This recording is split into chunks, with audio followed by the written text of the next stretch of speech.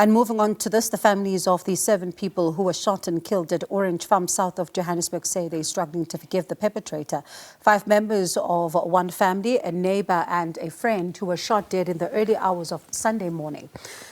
Police say the incident happened in the Mokokotlong informal settlement following an argument between a tavern owner and a male patron. It's alleged that the tavern owner followed the patron to his home and shot 7 people, including a 3-year-old child. The suspect later died in hospital from a self-inflicted gunshot wound. SABC News reporter Dludla has been tracking the story for us and joins us in studio now. Calvin, of course, this is a very difficult story for the community, as one can imagine. Before we even get into how the community is still trying to process all of what happened here, let's start with the very latest from the family of the perpetrator. How are they taking this? You know, Bongiwe, as you have mentioned earlier, good afternoon to you and to your viewers at home. This is one of the difficult stories to crack.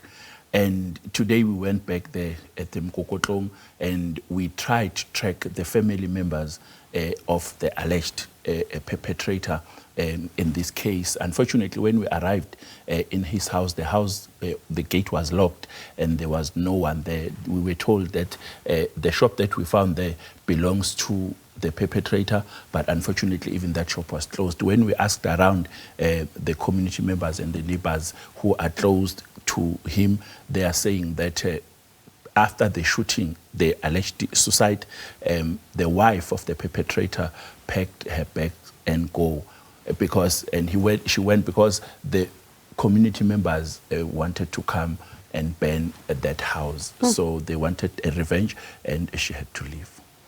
And it speaks of the tensions within that particular community. Let's talk about how are they dealing with this crisis that has now unfolded.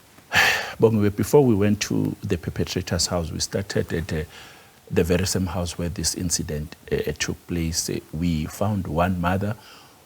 That mother, the child that was shot and killed, the disabled child that was shot and killed belongs to that mother. And that mother told SABC News that she is struggling to cope. Bongiwe, she is saying she's devastated. She was crying hysterically, saying that she doesn't know what happened. She is even blaming herself that because she was not there when all that happened. If she was there, she would have tried to help and assist her child. She is saying she was the child that she loved. Remember, she's disabled. She said that even though it was so difficult, extremely difficult, Bongiwe, to raise a disabled child, but she will dearly, dearly miss her. She even made an example saying that if the perpetrator had a choice, she would rather say, let me just lay on top of my child. If you want to shoot, then you can shoot me. And then so that my child can survive. How are the other family members, processing everything that has happened? Bongiwe, it's difficult, understandably so. There's an interview that we had earlier with Channel 404, The Agenda, with Ayanda Nyati, where I spoke to them, all of them. They are crying. They are traumatic, Bongiwe. They are traumatic, they are crying. They can't finish a sentence without crying. And they are saying that they are traumatic. They can't sleep.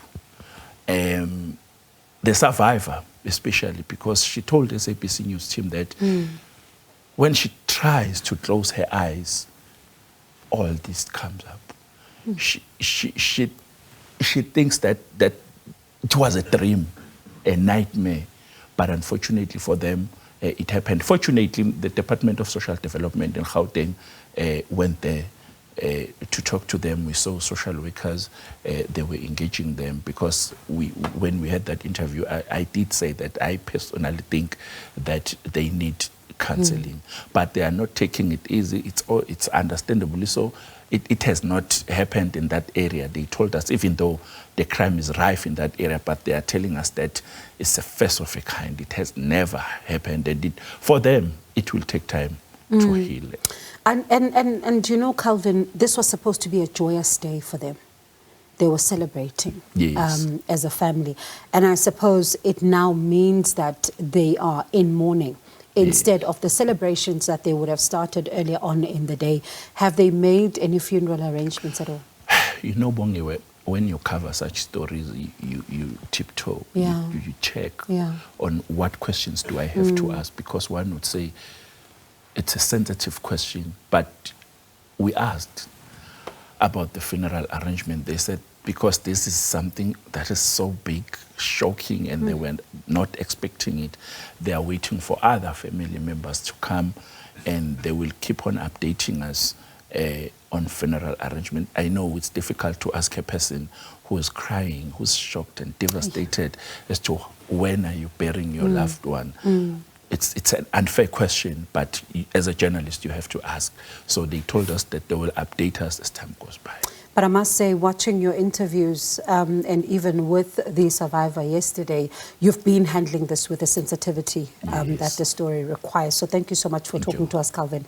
And let's hear then from, them throughout the course of the days as to how then are they going to be burying their loved ones and where. But I appreciate your time. Thank you. Thank you so much. That is my colleague there, Calvin Dludla, SABC News reporter.